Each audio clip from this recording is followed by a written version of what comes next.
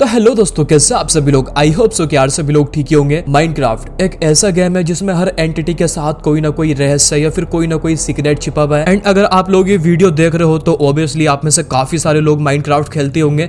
Minecraft खेलते वक्त काफी सारे लोगों के मन में ये क्वेश्चन तो कभी ना कभी जरूर आया होगा कि ये जो माइनक्राफ्ट का एक मैजिकल अजीब सा वर्ल्ड है, इसकी शुरुआत कहाँ से हुई, इसकी बैक स्टोरी क्या है और इसके पीछे की मिस्ट्री क्या है। और उसी के साथ साथ माइनक्राफ्ट वर्ल्ड के अंदर जो इतनी सारी अजीब और अननोन चीजें होती हैं, for example mobs, zombies, wither, creeper, skeleton, ender dragon, enderman, तो ये जितनी भी अजीब और अननोन चीजें हैं, ये सब माइनक्राफ्ट वर्ल्ड के अंदर कैसे आ गए या फिर ये कहां से आए, इनको किसने बनाया, इनके पीछे का सीक्रेट क्या है, बेसिकली इनकी भी बैक स्टोरी क्या है। तो अगर आप लोगों के मन में ये क्वेश्चन आता है, डोंट वरी, क्योंकि आज की इस वीडियो में मैं आपको माइनक्राफ्ट की फुल स्टोरी बताने वाला हूँ, जिसमें आपको पता लगने वाला है कि माइनक्राफ्ट वर्ल्ड और जो उसके अंदर इतनी सारी अजीब चीजें होती हैं, उनकी बैक स्टोरी क्या है। दैट्स वाई आज की ये वीडियो काफी ज्यादा इंटरेस्टिंग होने वाली है, इसलिए वीडियो को बिल्कुल भी स्किप मत करना।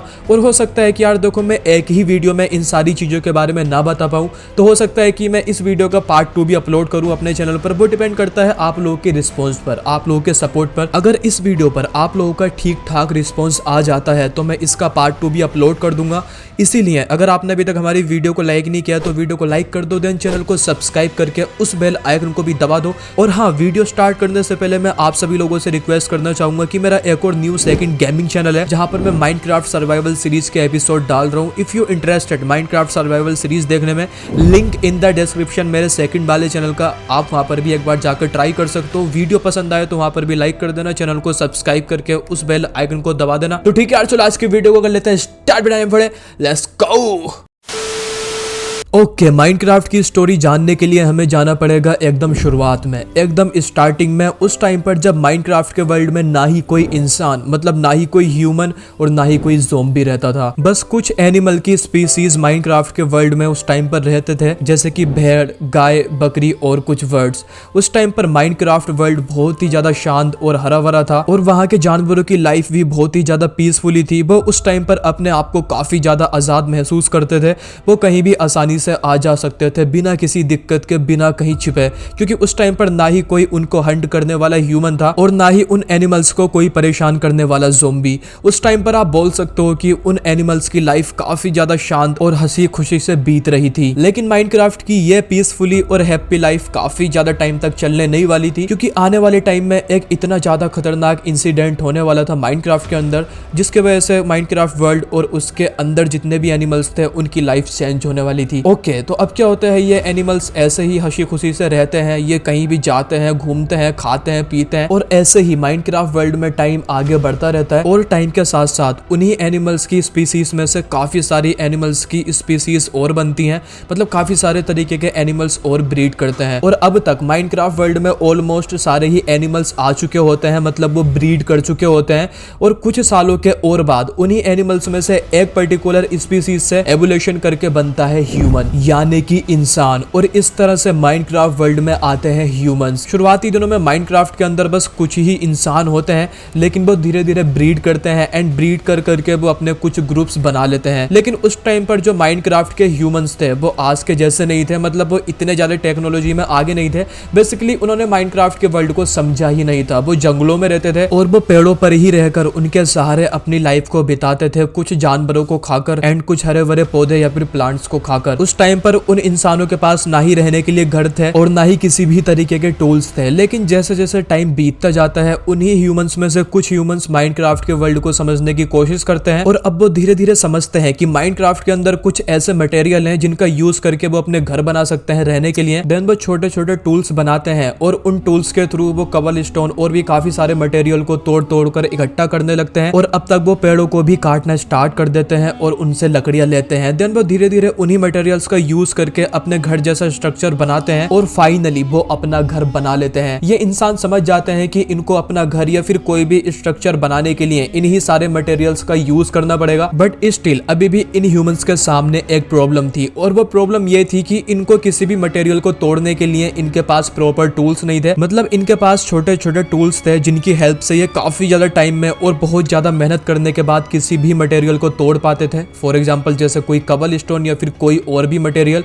जिनको तोड़ने में इनको काफी ज्यादा टाइम लग जाता था इन टूल्स के थ्रू। तो इस प्रॉब्लम को देखते हुए उन्हीं ह्यूमंस में से कुछ ह्यूमंस अपना माइंड चलाते हैं और वो फाइनली बना देते हैं पिकैक्स, एक्स और भी काफी सारे टूल्स जिनके थ्रू अब ये काफी ज्यादा आसानी से किसी भी मटेरियल को बहुत ही कम टाइम में तोड़ सकते थे। फॉर एग्जाम्पल ये एक्स के थ्रू किसी भी लकड़ी को तोड़ सकते थे काफी ज्यादा कम टाइम में, या फिर ये पिकैक्स के थ्रू किसी भी मटेरियल जैसे कबल स्टोन को बहुत ही ज्यादा कम टाइम में तोड़ सकते थे। टूल्स को इन्वेंट करने के बाद ये किसी भी मटेरियल को बहुत ही ज्यादा आसानी से ले पा रहे थे। दैट्स व्हाई ये अपने घर बनाने की स्पीड को 2 गुना कर देते हैं एंड ये ऐसे ही करते करते पूरा एक ब्लेज बना देते हैं, मतलब काफी सारे घर बना देते हैं जिससे एक पूरा ब्लेज बन जाता है। तो उन ह्यूमंस में से जिन पर्टिकुलर ह्यूमंस ने इतने सारे घर बनाकर एक पूरा ब्लेज खड़ा कर दिया था, उन ह्यूमंस को कहा जाने लगा बिल्डर्स, जो किसी भी स्ट्रक्चर या फिर किसी भी घर को आसानी से बना सकते थे। और जो उस फर्स्ट विलेज में रहने वाले ह्यूमंस थे उनको कहा जाने लगा विलेजर्स। तो इस तरह से माइनक्राफ्ट में बनता है फर्स्ट विलेज। तो अब इन ह्यूमंस के पास घर तो आ चुके थे रहने के लिए, बट अभी इन्हें चाहिए था खाना। खाने के लिए ये काफी सारे जंगली जानवरों का शिकार करते थे, उनको खाते थे, बट उसी के साथ साथ इन्होंने खेती भी करना सीख लिया था। ये कुछ ग्रीन प्लांट्स को ब्रीड कराने लगे, उनकी खेती करने लगे।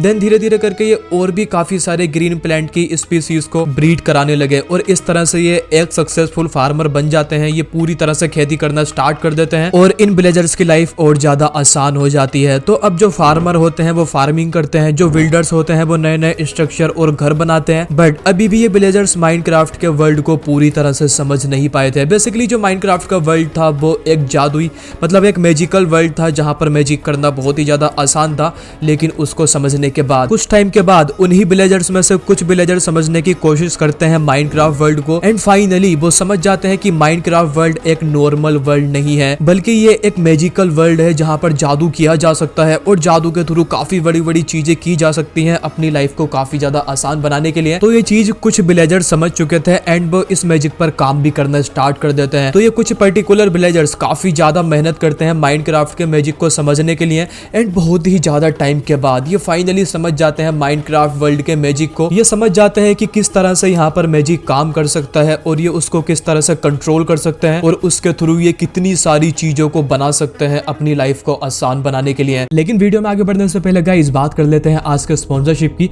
तो जैसे कि आप सभी लोग जानते हो कि मार्च का महीना चल रहा है एंड मार्च के इस मंथ में काफी सारे मैचेस, काफी सारे स्पोर्ट मैचेस ऑर्गेनाइज होने वाले हैं। फॉर एग्जांपल इंडिया और श्रीलंका के बीच में टेस्ट मैच टूर्नामेंट होने वाला है। देन इसी के साथ साथ इंडिया और वेस्ट इंडीज के बीच में सुपर फुटबॉल लीग मैच भी होने वाला है। दैट्स व्हाई आज मैं आपको बताने वाला हूं BunXBet वेबसाइट के बारे में। BunXBet वेबसाइट बेसिकली एक काफी ज्यादा ट्रस्टेड और बड़ी वेबसाइट है जहां पर आप अपनी फेवरेट स्पोर्ट टीम पर बेट लगा सकते हो एंड काफी सारा पैसा अर्न कर सकते हो एंड ऑल्सो आप यहाँ पर ऑनलाइन गेम्स खेलकर भी काफी सारा पैसा अर्न कर सकते हो। यहाँ पर आप मैच भी देख सकते हो ऑनलाइन। जीता हुआ कैश प्राइज आप अपने पेटीएम, गूगल पे या फिर बैंक अकाउंट के थ्रू इजिली विड्रॉ करा सकते हो and only for my subscribers they give 13,000 rupees for the first deposit. So if you want BunXBet website का लिंक मेरे डिस्क्रिप्शन में है जहां पर जाकर आप अपनी फेवरेट टीम पर बेट लगा सकते हो एंड ऑनलाइन गेम खेलकर भी काफी सारा पैसा अर्न कर सकते हो और आपको प्रोमो कोड भी मिल जाएगा मेरे डिस्क्रिप्शन में।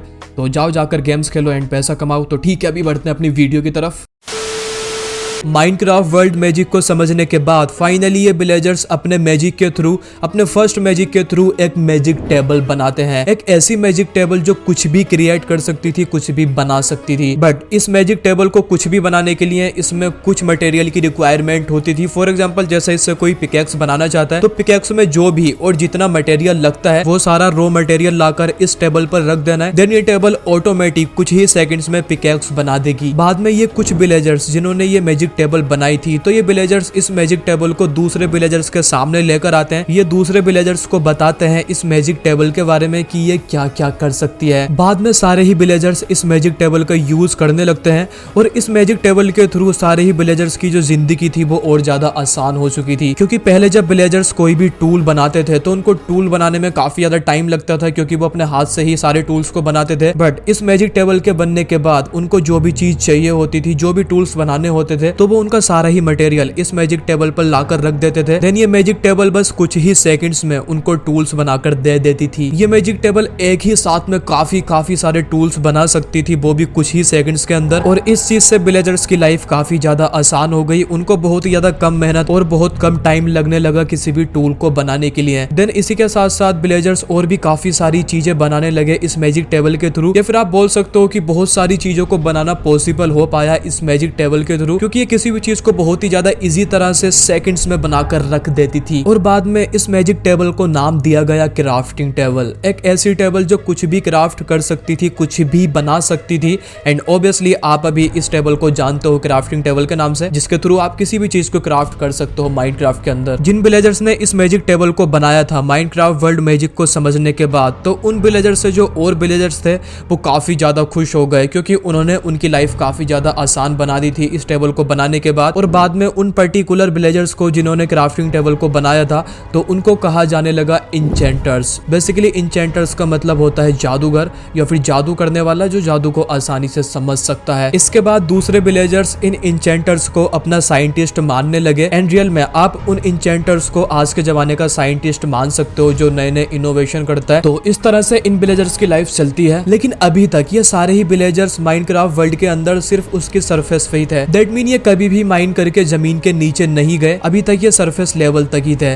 लेकिन जो फर्स्ट टाइम माइनिंग करके जमीन के नीचे जाने का फैसला लेते हैं वो होते हैं इंचेंटर्स, क्योंकि उनको और भी ज्यादा डिस्कवर करना होता है माइनक्राफ्ट वर्ल्ड में। तो फर्स्ट टाइम इंचेंटर्स ही अपने टूल्स के थ्रू माइन करते हैं। देन ये माइन करके जाते हैं जमीन के नीचे और इस तरह से ये डिस्कवर करते हैं और भी काफी सारे मटेरियल, फॉर एग्जांपल जैसे गोल्ड, आयरन। और ये सिर्फ यहीं पर नहीं रुकते, ये माइनक्राफ्ट वर्ल्ड की एकदम कोर तक जाते हैं, यानी ये माइनिंग करके बहुत ज्यादा डीप जाते हैं। एंड फाइनली ये इंचेंटर्स डिस्कवर करते हैं अब तक का पाए जाने वाला सबसे ज्यादा टफेस्ट, सबसे ज्यादा strongest material, the diamond. Diamonds का मिलना इन विलेजर्स के लिए एक बहुत बड़ी कामयाबी थी, क्योंकि बाद में इन्होंने डायमंड्स का यूज करके अपने टूल्स बनाना चालू किया और इन्होंने डायमंड्स के थ्रू अपने हाई एफिशिएंसी वाले टूल्स बनाए, जिनके थ्रू ये किसी भी चीज को आसानी से तोड़ सकते थे या फिर ये किसी भी मटेरियल को सेकंड्स में तोड़ सकते थे। बाद में ये आयरन्स के टूल भी बनाने लगे और आयरन के एफिशिएंसी वाले टूल्स का भी यूज करने लगे। और इसी के साथ साथ इंचेंटर्स को माइनिंग के थ्रू और भी काफी सारे मटेरियल मिलते हैं, फॉर एग्जांपल रेड स्टोन और एमराल्ड, जो काफी ज्यादा प्रीशियस मटेरियल होते हैं। बेसिकली इंचेंटर्स का माइनिंग करके जमीन के नीचे जाने वाला जो फैसला था वो काफी ज्यादा सक्सेस रहता है, क्योंकि ये काफी सारे स्ट्रॉन्गेस्ट और काफी सारे मेटल मटेरियल को डिस्कवर करते हैं, जिनका यूज ये अपनी लाइफ को आसान बनाने के लिए कर सकते हैं। तो इस तरह से इंचेंटर्स सबसे पहले माइनिंग करते हैं माइनक्राफ्ट के अंदर। बाद में माइनक्राफ्ट के अंदर माइनिंग करना एक बेसिक चीज बन जाती है। फिर सारे ही विलेजर्स माइनिंग करना स्टार्ट कर देते हैं, क्योंकि उनको और भी ज्यादा मटेरियल चाहिए होते हैं इस तरह के। और यहीं से माइनक्राफ्ट वर्ल्ड के अंदर माइनिंग की शुरुआत होती है,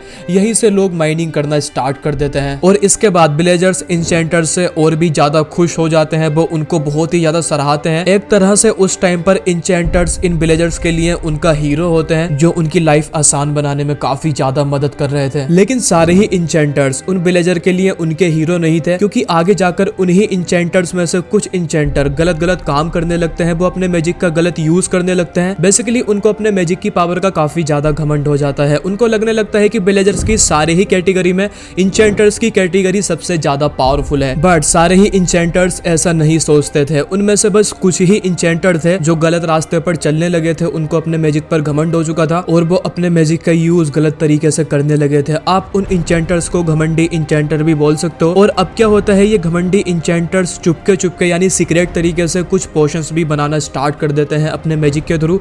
और वो पोशन इतने ज्यादा खतरनाक होते हैं कि अगर उनमें से एक भी पोशन गांव में लीक हो गया तो पूरा का पूरा विलेज एक साथ बीमार हो सकता है। वहाँ के लोग एक साथ बीमार होकर मर भी सकते हैं और वो एक बहुत बड़े खतरे में पड़ सकते हैं। तो यार जब ये बात दूसरे इंचेंटर्स और विलेजर को पता लगती है कि कुछ इंचेंटर्स मिलकर इतने ज्यादा खतरनाक पोशन बना रहे हैं जो उनके गांव के लिए एक बहुत बड़ा खतरा खड़ा कर सकते हैं, ये बात पता लगने के बाद विलेजर्स की जितनी भी कम्युनिटी थी, मतलब फार्मर्स, बिल्डर और इंचेंटर्स, तो ये सारी ही कम्युनिटी मिलकर एक फैसला लेती है कि जितने भी घमंडी इंचेंटर्स इन खतरनाक पोशन को बना रहे हैं या फिर वो अपने मैजिक का गलत तरह से यूज कर रहे हैं, तो उन सारे ही इंचेंटर्स को गांव से निकाल दिया जाएगा, बिकॉज ऑफ वो गांव के लिए एक बहुत बड़ा खतरा खड़ा कर सकते हैं। ये फैसला लेने के बाद वो विलेजर्स उन सारे ही घमंडी इंचेंटर्स को अपनी कम्युनिटी से निकाल देते हैं। बेसिकली वो विलेजर्स उन घमंडी इंचेंटर्स को अपने गांव से हमेशा के लिए निकाल देते हैं। तो अब जो ये घमंडी घमंडी इंचेंटर्स थे, जब इनको इनके गांव से निकाल दिया गया था, गांव से निकाल दिए जाने के बाद ये घने जंगलों में जाते हैं और वहां पर रहना स्टार्ट कर देते हैं। देन ये बाद में उन गांव वालों से बदला लेने के लिए जिन्होंने इनको भगाया था, तो ये घमंडी इंचेंटर्स उन गांव वालों से बदला लेने के लिए अपने आप को अपने मैजिक के थ्रू ही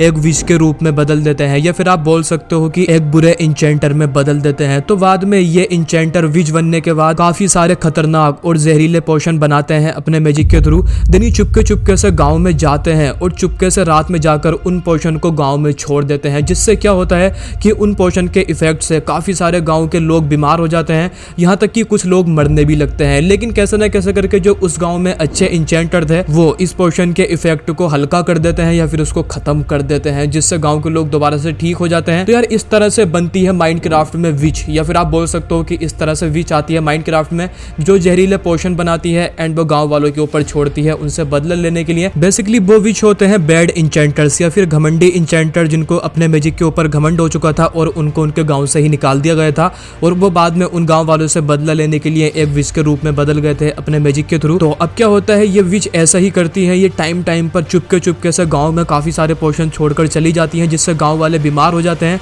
लेकिन जो वहाँ के अच्छे इंचेंटर्स होते हैं वो इस पोशन के इफेक्ट को हल्का या फिर उसको पूरी तरह से खत्म कर देते हैं अपने मैजिक के थ्रू। तो अभी तक इन विलेजर के पास बस एक ही परेशानी या फिर एक ही खतरा था, और वो था विच का। मतलब अभी तक माइनक्राफ्ट में ना ही कोई ज़ोंबी था, ना ही कोई क्रीपर था, ना ही कोई क्रिएचर था इनको परेशान या फिर इनको मारने के लिए। बस इन विलेजर को एक ही चीज से खतरा था, वो थी विच। तो बाद में इन विलेजर्स की लाइफ ऐसे ही चलती है, ये मिलकर रहते हैं, एक दूसरे के लिए काम करते हैं। मतलब जो फार्मर होते हैं वो खेती करते हैं, जो बिल्डर होते हैं वो बड़े बड़े घर बनाते हैं, एंड जो इंचेंटर्स होते हैं वो विलेज की सेफ्टी करते हैं विचर्स से, और इसी के साथ काफी नई चीजों को भी डिस्कवर करते हैं। तो अब क्या होता है यार, ये ह्यूमंस पूरे ही माइनक्राफ्ट वर्ल्ड में फैलने लगते हैं धीरे धीरे करके। दैट मीन ये विलेजर्स अलग अलग जगह पर जाते हैं एंड अपने विलेज बनाते हैं। पहले एक विलेज होता है, फिर 1 से 2 बनते हैं, 2 से 3, 3 से 4, और ऐसे ही काफी सारे विलेज बन जाते हैं माइनक्राफ्ट वर्ल्ड के अंदर, जिनके अंदर ये ह्यूमंस रहते हैं या फिर ये विलेजर रहते हैं। तो एक दिन की बात होती है कि एक विलेज में एक फार्मर होता है, तो वो काफी ज्यादा दूर से अपने खेत के लिए अपने बकेट में पानी लेकर आ रहा होता है। लेकिन अचानक से रास्ते में क्या होता है कि उस फार्मर की वाटर बकेट एक्सीडेंटली या फिर मिस्टेकली एक छोटे से लावा पूल में गिर जाती है, एंड जैसे ही उसका वाटर उस लावा पूल में गिरता है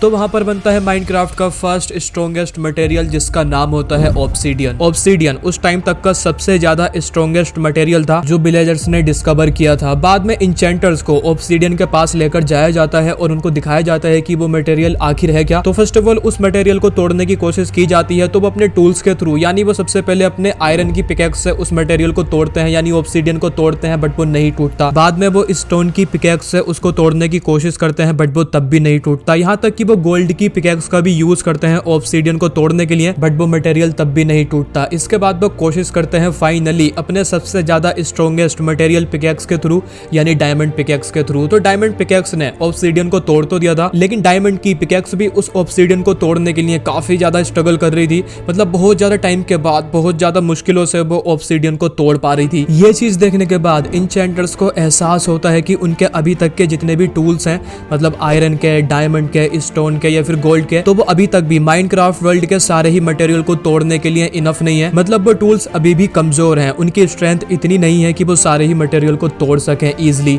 तो ये चीज देखने के बाद इंचेंटर्स को काफी ज्यादा बुरा लगता है, और अब सारे ही इंचेंटर्स अपने टूल्स को और ज्यादा स्ट्रॉन्ग बनाने के लिए अपने मैजिक का यूज करना चाहते हैं। मतलब वो अपने मैजिक के थ्रू उन सारे ही टूल्स को मजबूत और पावरफुल बनाना चाहते हैं। देन इसके बाद क्या होता है, वो सारे ही इंचेंटर्स इस प्रॉब्लम को देखते हुए, जो उनको अभी अभी मटेरियल मिला था यानी ऑब्सीडियन, तो वो ऑब्सीडियन और जो उन्हें माइनिंग के थ्रू डायमंड्स मिले थे, डायमंड्स और ऑब्सीडियन, इन दोनों ही मटेरियल को मिलाने के बाद वो अपने मैजिक के थ्रू एक और मैजिकल टेबल बनाते हैं, जिस मैजिक टेबल के थ्रू वो अपने टूल्स को और ज्यादा पावरफुल बना सकते थे। तो अब इंचेंटर्स अपने टूल्स को पावरफुल बनाने के लिए वो क्या करते थे, उस मैजिकल टेबल के अंदर या फिर उसके ऊपर अपने टूल्स को रख देते थे। देन उसके बाद जो वो मैजिकल टेबल होती थी, उनके टूल्स पर एक जादुली या फिर एक मैजिकल प्रोटेक्शन लगा देती थी, जिससे उनके टूल और ज्यादा पावरफुल हो जाते थे। और बाद में उस मैजिकल टेबल को नाम दिया गया इंचेंटिंग टेबल। इस मैजिकल टेबल को इंचेंटिंग टेबल इसलिए नाम दिया गया क्योंकि इसको इंचेंटर्स ने बनाया था। शुरुआत में इंचेंटिंग टेबल को इंचेंटर्स के द्वारा सिर्फ और सिर्फ उनके टूल्स के स्ट्रेंथ को बढ़ाने के लिए बनाया गया था, मतलब उनके टूल्स के डैमेज को ज्यादा करने के लिए, जिससे उनके टूल किसी भी मटेरियल को बहुत ही ज्यादा कम टाइम में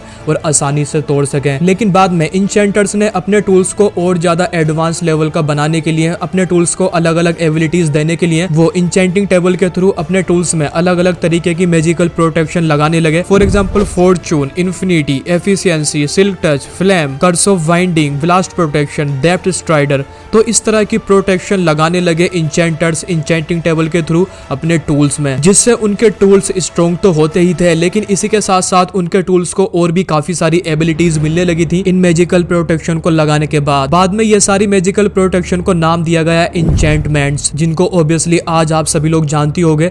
तो इस तरह से माइनक्राफ्ट में आती है इंचेंटिंग टेबल और इंचेंटमेंट्स, जिनको आप आज भी लगा सकते हो अपने टूल्स के ऊपर या फिर अपने वेपन्स के ऊपर। ओके, तो अपनी स्टोरी में वापस आगे बढ़ते हैं। तो अब विलेजर्स इन इंचेंटिंग टेबल का यूज करके अपने टूल्स में इंचेंटमेंट्स लगा के अपने टूल्स को बहुत ज्यादा पावरफुल बना लेते थे, और अब वो ऑब्सीडियन मटेरियल को आराम से तोड़ पा रहे थे। ऑब्सीडियन को डिस्कवर करने के बाद अब सारे ही बिल्डर्स ज्यादातर ऑब्सीडियन का ही यूज करने लगे, क्योंकि वो काफी ज्यादा स्ट्रॉन्गेस्ट मटेरियल था। तो अब सारे ही बिल्डर्स ज्यादातर ऑब्सीडियन के ही घर बनाते थे और काफी सारे स्ट्रक्चर बनाते थे, जिनसे उनके स्ट्रक्चर पहले से ज्यादा मजबूत बन रहे थे। तो यार इस तरह से इन विलेजर्स की लाइफ चलती है, ये काफी ज्यादा खुश होते हैं, लेकिन ये खुशी ज्यादा टाइम तक चलने नहीं वाली थी, क्योंकि आगे कुछ ऐसा होने वाला था माइनक्राफ्ट वर्ल्ड के अंदर, जिसके बाद सारे ही विलेजर्स की लाइफ एक तरह से पूरी की पूरी चेंज होने वाली थी। तो एक दिन की बात होती है कि एक बिल्डर विलेज के अंदर एक स्ट्रक्चर बना रहा होता है ऑब्सीडियन मटेरियल का। वो बिल्डर ऑब्सीडियन का एक स्क्वायर स्ट्रक्चर बनाता है। देन इतने में ही शाम का टाइम हो जाता है, मतलब अंधेरा हो जाता है।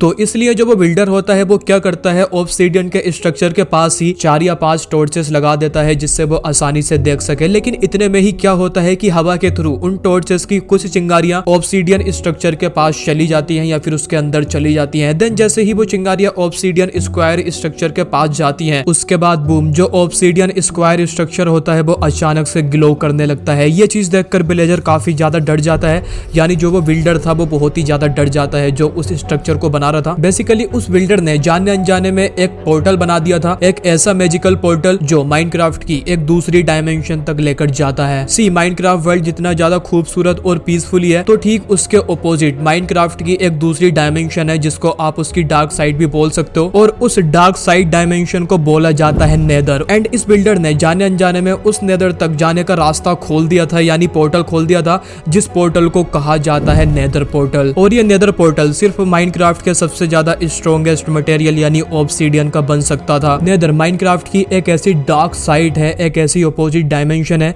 जहां पर हर तरीके का क्रिएचर जैसे ज़ोंबीज, क्रीपर, स्केलेटन और भी काफी सारे अजीब अजीब घोस्ट और क्रिएचर रहते हैं। आप एक तरह से बोल सकते हो कि नेदर माइनक्राफ्ट का जहन्नुम है, जो पूरा का पूरा आग और लावा से भरा हुआ होता है। और यहाँ पर इतनी ज्यादा अजीब चीजें रहती हैं कि माइनक्राफ्ट में रहने वाला कोई भी इंसान उन चीजों को एक्सपेक्ट भी नहीं कर सकता कि ऐसी चीजें भी हो सकती हैं या फिर वो एग्जिस्ट भी करती हैं। नेदर में माइनक्राफ्ट के नॉर्मल इंसान का सरवाइव करना, वहां पर रहना बहुत ज्यादा मुश्किल है। हो सकता है कि वो वहां पर जाकर मर जाए। तो अब क्या होता है यार, वो बिल्डर इस पोर्टल को देखकर काफी ज्यादा घबरा जाता है। देन वो सारे ही विलेजर्स को, यानी सारी ही कम्युनिटी को, जितने भी फार्मर्स, बिल्डर्स और जितने भी एन्चेंटर्स होते हैं, उन सबको बुला लेता है उस नेदर पोर्टल के पास। और जैसे ही सारे लोग उस पोर्टल को देखते हैं तो वो काफी ज्यादा शॉक्ड हो जाते हैं। यहाँ तक कि एन्चेंटर्स भी उस पोर्टल को देखकर काफी ज्यादा शॉक्ड हो जाते हैं, क्योंकि वो भी उनके लिए एक अननोन चीज थी। एन्चेंटर्स को भी नहीं पता था इस नेदर पोर्टल के बारे में कि इस तरह की भी कोई चीज होती है माइनक्राफ्ट वर्ल्ड के अंदर। लेकिन कैसे न कैसे करके बाद में एन्चेंटर्स समझ जाते हैं कि ये एक पोर्टल है जो माइनक्राफ्ट की एक दूसरी डायमेंशन तक लेकर जाता है। लेकिन वो डायमेंशन कैसी होगी, वो खतरनाक होगी या फिर वो साइड भी एक माइनक्राफ्ट वर्ल्ड की तरह होगी, बट ये जानने के लिए उस पोर्टल के अंदर जाना ही पड़ेगा। बट अभी ये पोर्टल हर किसी के लिए एक अननोन चीज थी, मतलब जितने भी विलेजर्स थे, जितनी भी कम्युनिटी थी, फार्मर्स, बिल्डर एंड एन्चेंटर्स, उन सब के लिए ये पोर्टल अननोन था, एक अनजान चीज थी। दैट्स वाई सारे ही विलेजर्स इस पोर्टल में जाने से डरते हैं, क्योंकि उनको खतरा होता है कि अगर वो इस पोर्टल के अंदर गए तो हो सकता है कि वो कभी वापस भी ना आ पाए। जब सारे ही विलेजर्स डर रहे थे तो तब सामने आते हैं एन्चेंटर्स। एन्चेंटर्स जाने के लिए तैयार हो जाते हैं इस नए पोर्टल के अंदर, क्योंकि जैसा कि मैंने आप सभी लोगों से बोला था कि जो एन्चेंटर्स थे वो एक तरीके के साइंटिस्ट थे। उनको नए नए डिस्कवरी करना, नए नए इनोवेशन करना, चीजों को ढूंढना बहुत ही ज्यादा पसंद था, क्योंकि वो नई नई चीजों को डिस्कवर करते थे, जिससे उनको और भी ज्यादा जानने के लिए मिलता था माइनक्राफ्ट वर्ल्ड के बारे में। और अभी एन्चेंटर्स के पास मौका था उस नए और अननोन मैजिकल पोर्टल को एक्सप्लोर करने का और उसके पीछे की डायमेंशन को एक्सप्लोर करने का। हो सकता था कि उनको उसके पीछे काफी ज्यादा अननोन और बहुत ही ज्यादा प्रीसियस मटेरियल मिल जाए। तो ये चीज सोचकर एन्चेंटर्स उस नए अननोन पोर्टल में जाने के लिए रेडी हो जाते हैं और फाइनली फाइनली इंचेंटर्स उस पोर्टल के अंदर चले जाते हैं। जैसे ही वो इंचेंटर्स उस पोर्टल के थ्रू नेदर में पहुंचते हैं तो वो उस डायमेंशन को देखकर शॉक्ड हो जाते हैं। मतलब उन्होंने इस डायमेंशन को इस तरह से एक्सपेक्ट नहीं किया था। वो सोच रहे थे कि ये डायमेंशन भी एक माइनक्राफ्ट वर्ल्ड की तरह होगी, बट ये पूरी की पूरी उससे अपोजिट थी। ये एक हेल की तरह थी जहां पर चारों तरफ लावा ही लावा था, बट उसी के साथ साथ और भी काफी सारे मटेरियल थे, जैसे कि वहां पर काफी सारा गोल्ड था और उसी के साथ साथ सोल सैंड भी था। मतलब काफी सारी चीजें इंचेंटर्स के लिए वहां पर डिस्कवर करने के लिए थी। नेदर में पहुंचने के बाद इंचेंटर्स डरते भी हैं। वो सोचते हैं कि वापस से वो अपने वर्ल्ड में चले जाएं, यानी माइनक्राफ्ट वर्ल्ड में चले जाएं, बट ऑब्वियसली वो उस नए नेदर वर्ल्ड को एक्सप्लोर किए बिना नहीं जा सकते थे। दैट्स वाई अब वो सारे ही इंचेंटर्स नेदर को एक्सप्लोर करना स्टार्ट कर देते हैं। एंड अभी तक लकीली उनको कोई भी ज़ोंबी या फिर कोई भी क्रिएचर नहीं मिला था नेदर का, जिससे वो यही सोच रहे थे कि नेदर में उनके अलावा और कोई भी नहीं है। तो वो धीरे धीरे करके नेदर को एक्सप्लोर करते हैं एंड फाइनली उनको एक ऐसी चीज मिलती है नेदर के अंदर जो सबसे ज्यादा स्ट्रॉन्ग होती है एंड उसका नाम होता है नेदरराइट। नेदरराइट अभी तक का सबसे ज्यादा स्ट्रॉन्गेस्ट मटेरियल था जो उन्होंने डिस्कवर किया था। जिस तरह से ऑब्सीडियन माइनक्राफ्ट वर्ल्ड का सबसे ज्यादा स्ट्रॉन्गेस्ट मटेरियल है, तो ठीक उसी तरह से नेदरराइट नेदर का सबसे ज्यादा स्ट्रॉन्गेस्ट मटेरियल था। और ये इतना ज्यादा स्ट्रॉन्ग था कि ये ऑब्सीडियन को भी पीछे छोड़ रहा था अपनी स्ट्रेंथ में, जिनके थ्रू वो अपने टूल्स को बना सकते थे और भी ज्यादा स्ट्रॉन्ग तरीके से। और इधर माइनक्राफ्ट वर्ल्ड में क्या हो रहा था कि सारे ही विलेजर्स उस पोर्टल के पास खड़े होकर इंतजार कर रहे थे इंचेंटर्स का कि कब वो वहां से वापस आएंगे और उनको बताएंगे कि उस पोर्टल के पीछे क्या है। लेकिन काफी ज्यादा घंटे बीत जाते हैं और वहां से कोई भी निकल कर नहीं आता। तो अब क्या होता है, सारे ही विलेजर्स वापस से अपने अपने घर चले जाते हैं उस नेदर पोर्टल से, बिकॉज ऑफ वो सोचते हैं कि शायद उनको थोड़ा टाइम लगेगा अभी एक्सप्लोर करने में, देन वो वापस आ जाएंगे कुछ टाइम के बाद। दैट्स वाई सारे ही विलेजर्स उस नेदर पोर्टल को छोड़कर अपने अपने घर चले जाते हैं। और इधर नेदर में ये सारे ही इंचेंटर्स अभी भी एक्सप्लोर कर रहे थे। तो जिस रात इंचेंटर्स उस नेदर पोर्टल के थ्रू नेदर के अंदर गए थे, तो वो अकेले नहीं थे जो उस नेदर पोर्टल के थ्रू नेदर में गए थे, बल्कि उस नेदर पोर्टल के थ्रू नेदर से भी कोई बाहर आया था। मतलब फर्स्ट क्रिएचर उस नेदर पोर्टल के थ्रू नेदर से बाहर आया था माइनक्राफ्ट वर्ल्ड में, और इस क्रिएचर का नाम था एंडरमैन। एंडरमैन एक ऐसा क्रिएचर है जो टेलीपोर्ट कर सकता है और वो किसी भी मटेरियल को तोड़ सकता है, चाहे वो कितना भी स्ट्रॉन्ग हो, एंड वो मटेरियल तोड़ने के साथ साथ किसी भी स्ट्रक्चर को बना सकता है। एंडरमैन भी माइनक्राफ्ट की एक डार्क डायमेंशन से है और वो भी एक क्रिएचर है जो टेलीपोर्ट कर सकता है। और अब ये क्रिएचर नेदर पोर्टल के थ्रू आ चुका था माइनक्राफ्ट वर्ल्ड में। या फिर आप ये भी बोल सकते हो कि एंडरमैन फर्स्ट क्रिएचर था जो माइनक्राफ्ट वर्ल्ड में आया था। ओके, तो अब इधर नेदर में क्या होता है, ये सारे इंचेंटर्स एक्सप्लोर कर रहे होते हैं। कुछ घंटे बीत जाने के बाद फाइनली इन इंचेंटर्स का सामना होता है नेदर के अंदर द पिगमैन क्रिएचर से। एंड जैसे ही इंचेंटर्स पिगमैन को देखते हैं वो काफी ज्यादा शॉक्ड हो जाते हैं, क्योंकि उनको पता ही नहीं था कि इस तरह के क्रिएचर भी एग्जिस्ट कर सकते हैं। एंड जैसे ही पिगमैन इन इंचेंटर्स को देखते हैं अपने नेदर में, वो इन पर हमला करना स्टार्ट कर देते हैं। देन तभी सारे के सारे इंचेंटर्स नेदर पोर्टल के पास वापस से भागते हैं। एंड फाइनली कैसे न कैसे करके ये सारे इंचेंटर्स उन पिगमैन के अटैक से बचते हुए इस नेदर पोर्टल के थ्रू अपने माइनक्राफ्ट वर्ल्ड में सेफली नेदरराइट मटेरियल के साथ वापस आ जाते हैं। वापस आने के बाद ये सारे इंचेंटर्स उस नेदरराइट मटेरियल को सारे ही विलेजर्स को दिखाते हैं, बट यहाँ पर ये इंचेंटर्स उन सारे ही विलेजर्स से एक झूठ भी बोलते हैं। वो ये नहीं बताते कि इस नेदर पोर्टल के पीछे एक बहुत बड़ा जहन्नुम है, यानी एक बहुत ज्यादा खतरनाक जगह है जहाँ पर काफी सारे क्रिएचर रहते हैं और अभी अभी उनका एक क्रिएचर से सामना हुआ है, यानी पिगमैन से सामना हुआ है। क्योंकि अगर वो इस तरह से बताते तो हो सकता था कि विलेजर्स उस नेदर पोर्टल को बंद कर देते, और ऐसा इंचेंटर्स बिल्कुल भी नहीं चाहते थे, बिकॉज ऑफ उनके पास एक मौका था पूरे के पूरे एक न्यू वर्ल्ड को एक्सप्लोर करने का। क्योंकि जब उनको नेदरराइट मिला था तो वो समझ चुके थे कि जब नेदर डायमेंशन का नेदरराइट इतना ज्यादा स्ट्रॉन्ग हो सकता है कि उसके कंपैरिजन में पूरे के पूरे माइनक्राफ्ट वर्ल्ड में भी कोई इतना ज्यादा स्ट्रॉन्ग मटेरियल नहीं है। तो इसका मतलब यह है कि नेदर डायमेंशन कोई भी आम डायमेंशन नहीं है, वहां पर और भी बहुत कुछ हो सकता है जो उनके काफी ज्यादा काम आ सकता है। तो ये चीज सोचकर इंचेंटर्स उन विलेजर्स से झूठ बोलते हैं जिससे वो नेदर पोर्टल बंद ना हो। लेकिन यार अब इधर क्या होता है, जो फर्स्ट क्रिएचर यानी एंडरमैन नेदर पोर्टल के थ्रू नेदर से बाहर आया था माइनक्राफ्ट वर्ल्ड में, तो वो क्रिएचर अपने जैसे ही और बहुत सारे क्रिएचर बुलाने के लिए माइनक्राफ्ट वर्ल्ड में एंडरमैन जगह जगह पर माइनक्राफ्ट वर्ल्ड में और भी काफी सारे नेदर पोर्टल बना देता है। जैसे कि मैंने आप सभी लोगों को बताया कि जो एंडरमैन है वो किसी भी मटेरियल को आसानी से तोड़ सकता है और कोई भी स्ट्रक्चर को बना सकता है। और जैसे कि इंचेंटर्स के लिए नेदर एक नई दुनिया थी, ठीक ऐसे ही एंडरमैन के लिए हमारी दुनिया यानी माइनक्राफ्ट वाली दुनिया वो एक नई दुनिया थी। दैट्स वाई वो जगह जगह पर माइनक्राफ्ट वर्ल्ड में काफी सारे नेदर पोर्टल बनाता है एंड वो उन नेदर पोर्टल के थ्रू अपने जैसे ही एंडरमैन्स को बुला लेता है माइनक्राफ्ट वर्ल्ड में। और अब काफी सारे एंडरमैन आ चुके होते होते हैं माइनक्राफ्ट वर्ल्ड में, और जो नए एंडरमैन्स आए हुए होते हैं माइनक्राफ्ट वर्ल्ड में, तो वो एंडरमैन्स और भी काफी सारे नेदर पोर्टल बना देते हैं जगह जगह पर माइनक्राफ्ट वर्ल्ड में, जिन नेदर पोर्टल्स के थ्रू और काफी सारे एंडरमैन्स आ चुके थे माइनक्राफ्ट वर्ल्ड में।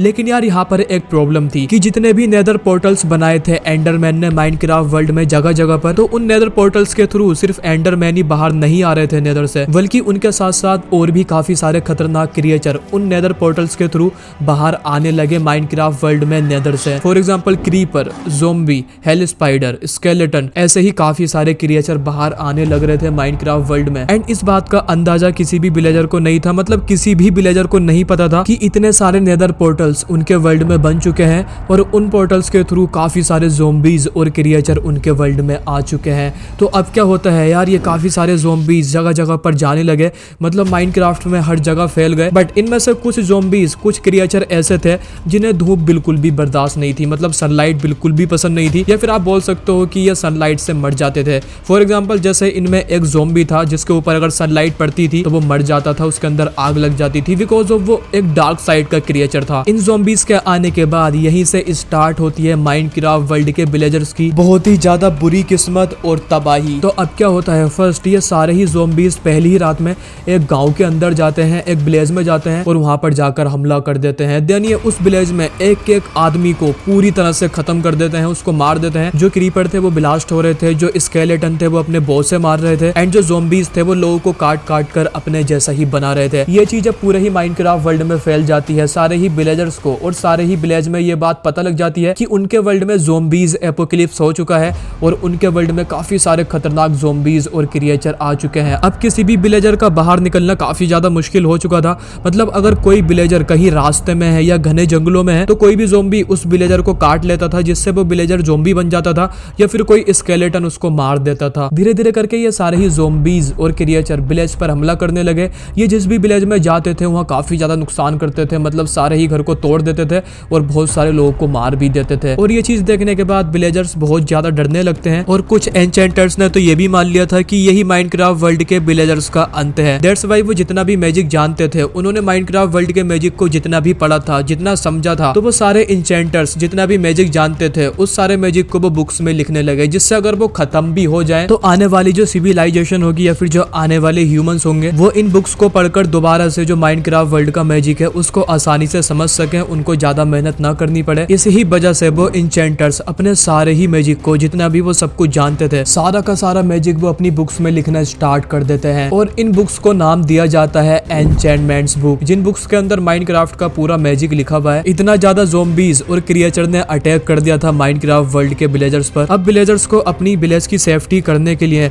कुछ ना कुछ ऐसा चाहिए था जो उनकी विलेज की सेफ्टी कर सके और उनके घरों की सेफ्टी कर सके, जिससे कोई भी ज़ोंबी या फिर कोई भी क्रिएचर उनके गांव पर अटैक ना कर सके और ना ही उनको कोई नुकसान पहुंचा सके। ये चीज को देखते हुए गांव के सारे ही कम्युनिटी के विलेजर जैसे कि इंचेंटर्स, बिल्डर, फार्मर, ये सब मिलकर कुछ रूल्स बनाते हैं। इनका फर्स्ट रूल ये होता है कि अंधेरा होते ही, यानी शाम का टाइम होते ही, सभी लोग अपने घर के अंदर चले जाएंगे और कोई भी अंधेरे में बाहर नहीं निकलेगा अपने घर के, क्योंकि ज्यादातर ज़ोंबीज रात के टाइम ही हमला कर रहे थे गाँव के ऊपर। दैट्स व्हाई कोई भी बाहर नहीं निकलेगा रात के टाइम। एंड जो उनका सेकंड रूल था वो ये था कि कोई भी एक अकेला बंदा गांव के बाहर नहीं जाएगा या फिर गांव से ज्यादा दूर नहीं जाएगा। देन ये सारे ही विलेजर्स अपने गांव में एक बहुत बड़ा घंटा लगाते हैं, एक बहुत बड़ी बेल लगाते हैं, जिससे अगर ज़ोंबीज का अटैक होता है इनके विलेज के ऊपर तो वो उस घंटे को बजाकर, उस बेल को बजाकर सारे ही गाँव वालों को अलर्ट कर सके और सारे ही विलेजर्स उस घंटे की आवाज सुनकर टाइम रहते अपने घर में जाकर छुप जाए और वो ज़ोंबीज से बच जाए। दैट्स व्हाई इन घंटों को लगाया जाता है विलेजेस में एज ए अलर्ट अलार्म। ये सारे रूल्स और ये सारी चीजें करने के बाद भी काफी सारे गाँवों में अटैक पर अटैक हो रहे थे ज़ोंबीज के,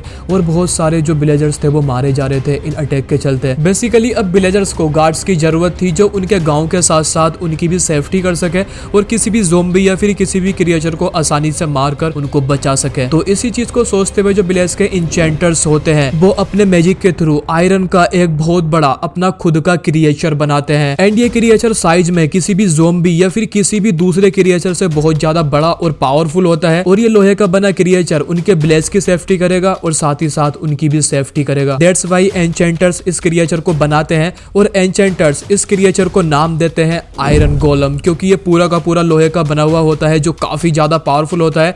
बाद में एन्चेंटर्स इसी की तरह और भी काफी सारे आयरन गोलम बनाकर अपने विलेजेस में छोड़ देते हैं। बाद में ये आयरन गोलम उनके गांव की सेफ्टी करता था। ये पूरा दिन और पूरी रात उनके गांव की सेफ्टी करता था और ना ही ये कभी आराम करता था। ये पूरा दिन बस खड़ा रहता था, गांव के एक कोने से दूसरे कोने पर जाकर बस उसकी सेफ्टी करता था, वहाँ की देखभाल करता था। और अब जो भी ज़ॉम्बीज़ विलेज में आते थे तो ये आयरन गोलम उन सारे ज़ॉम्बीज़ को मार देता था बहुत ही ज्यादा आसानी से। तो अब इससे क्या होता है कि सारे ही ज़ॉम्बीज़ और क्रिएचर विलेज में आना बंद कर देते हैं, क्योंकि अब वहाँ पर होता है आयरन गोलम, जिससे वो काफी ज्यादा डरने लगते हैं। और आयरन गोलम का ये आइडिया इंचेंटर्स का काफी ज्यादा सक्सेसफुल रहता है। ज़ॉम्बीज़ पूरी तरह से गांव पर अटैक करना बंद कर देते हैं। लेकिन यहाँ पर भी प्रॉब्लम खत्म नहीं होती, क्योंकि इंचेंटर्स और गांव के सारे लोगों को पता ही नहीं था कि ये ज़ॉम्बीज़ आ कहां से रहे हैं, इनकी सोर्स कहां से है जहां से ये आ रहे हैं। क्योंकि विलेजर्स को ये नहीं पता था कि एंडरमैन नाम के क्रिएचर्स ने उनके वर्ल्ड में काफी सारे नेदर पोर्टल खोल दिए हैं जगह जगह पर, जिन नेदर पोर्टल के थ्रू नेदर से ये सारे ज़ॉम्बीज़ आ रहे हैं। और यहाँ पर विलेजर्स की दूसरी प्रॉब्लम ये थी कि उन्होंने आयरन गोलम बनाकर अपने गांव की तो सेफ्टी कर ली थी, मतलब वो जब तक अपने विलेज में थे तो सेफ थे, बट वो जैसे ही अपने विलेज से बाहर जाते तो उनको कोई ना कोई ज़ॉम्बीज़ मार देता। दैट मीन वो अभी भी अपने विलेज से बाहर नहीं निकल सकते थे। और विलेज से बाहर निकलना भी बहुत ही ज्यादा जरूरी था उन विलेजर्स का, क्योंकि उनको अपनी रिसोर्सेज भी लानी थी जिनके थ्रू वो अपनी लाइफ को जीते हैं। और वो रिसोर्सेज लाने के लिए उनको बाहर जाना बहुत ज्यादा जरूरी था। तो अब सारे ही विलेजर्स सोचने लगते हैं कि वो हमेशा के लिए अपने गाँव या फिर अपने घर में ऐसे बंद होकर नहीं रह सकते, एंड वो अपने घर और विलेज से बाहर निकलेंगे, देन वो उन ज़ॉम्बीज़ और क्रिएचर से लड़ेंगे। क्योंकि अगर वो बाहर नहीं निकले तो वो बिना किसी रिसोर्सेज के ऐसे ही मर जाएंगे अपने गांव में ही। लेकिन बाहर निकलकर उन ज़ॉम्बीज़ और क्रिएचर से लड़ने से पहले इन विलेजर्स को चाहिए थे वेपन्स, क्योंकि इन विलेजर्स के पास अभी तक एक भी वेपन नहीं था, बिकॉज ऑफ इनको आज तक कभी वेपन्स की जरूरत पड़ी ही नहीं। तो गांव के सारे ही एन्चेंटर्स और बिल्डर्स मिलकर बनाते हैं नेदरराइट और डायमंड मटेरियल से स्ट्रॉन्गेस्ट वेपन्स। फॉर एग्जाम्पल वो बनाते हैं सोर्ड यानी तलवार। इसी के साथ साथ वो और भी काफी सारे वेपन्स बनाते हैं, जैसे कि बो,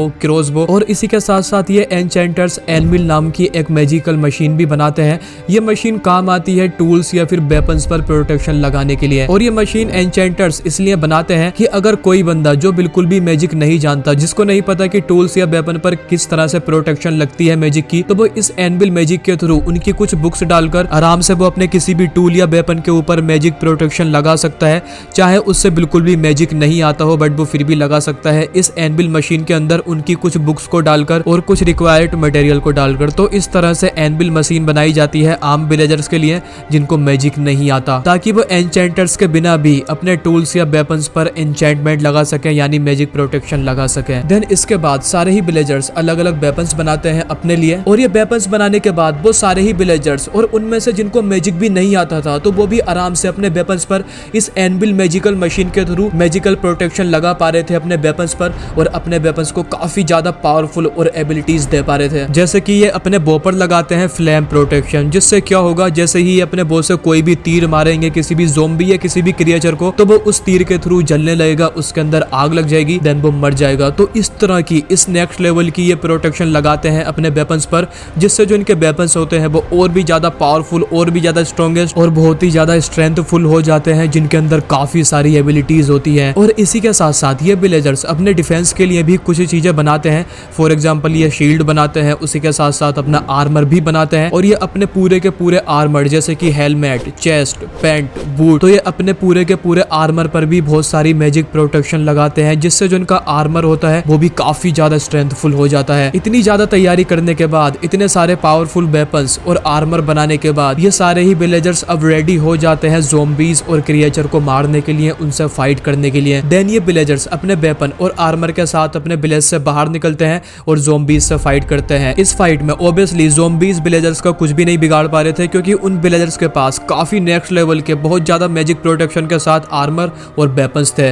तो अब क्या होता है यार, ये विलेजर्स काफी सारे ज़ॉम्बीज को मारते हैं अपने वेपन्स के थ्रू, अपने क्रॉसबो और बो के थ्रू। तो इससे क्या होता है यार, अब विलेजर्स का आर्मर और वेपन के साथ बाहर निकलना बहुत ही ज्यादा आसान हो जाता है, क्योंकि वो आराम से ज़ॉम्बीज को मार पा रहे थे अपने वेपन्स के थ्रू, और ना ही ज़ॉम्बीज उनको ज्यादा नुकसान पहुंचा पा रहे थे। देन इसके बाद इंचेंटर्स ये ढूंढने में लग जाते हैं कि ये सारे ज़ॉम्बीज आ कहां से रहे हैं उनके वर्ल्ड में। बहुत ज्यादा ढूंढने के बाद इंचेंटर्स को काफी सारे नेदर पोर्टल ऑलरेडी बने हुए दिखते हैं अपने वर्ल्ड में, जो उन्होंने कभी भी नहीं बनाए थे। बेसिकली वो एंडरमैन ने बनाए थे। बाद में उनको पता लगता है कि इन सारे नेदर पोर्टल्स के थ्रू ही दूसरी डायमेंशन से ये सारे ज़ॉम्बीज और क्रिएचर आ रहे हैं उनके वर्ल्ड में। और जैसे ही ये वाली बात एन्चेंटर्स और दूसरे विलेजर्स को पता लगती है, देन वो एक एक करके इन सारे ही नेदर पोर्टल को ढूंढ ढूंढ कर तोड़ने लगते हैं, जिससे और ज्यादा ज़ॉम्बीज और क्रिएचर इनके वर्ल्ड में ना आ सके।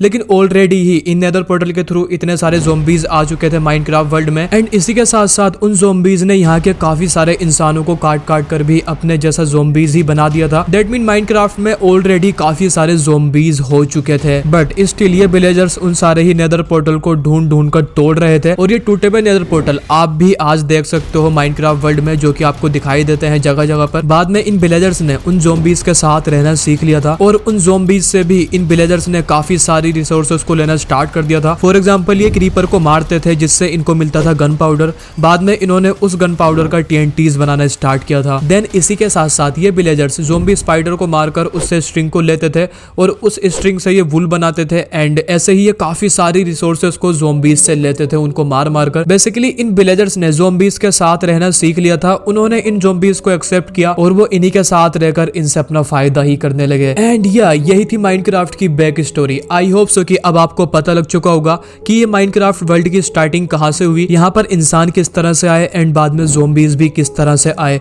और इसी के साथ साथ मैंने आपको बताया कि enchanting table, crafting table, obsidian, iron golem, nether portal, witch, enchantment book, anvil, इन सारी चीजों की शुरुआत कहां से हुई या फिर इनको किसने बनाया, और उसी के साथ साथ एन्चेंटर्स, बिल्डर, फार्मर, ये सारे ही विलेजर कैसे बने। तो आई होप सो कि आपको इन सारी चीजों की बैक स्टोरी पता लग चुकी होगी। तो अगर आप लोगों को ये वीडियो पसंद आई हो, प्लीज यार एक लाइक कर देना, क्योंकि काफी ज्यादा मेहनत लगती है ऐसी वीडियो बनाने के लिए, और स्पेशली ये वाली वीडियो बनाने के लिए तो मेरे को बहुत ही ज्यादा मेहनत लगी है डूड। इतनी सारी रिसर्च करनी पड़ी और इतना सब कुछ सीखना पड़ा जब जाकर आप लोगों को मैंने बताया ये वाली वीडियो में। तो प्लीज यार एक लाइक कर देना।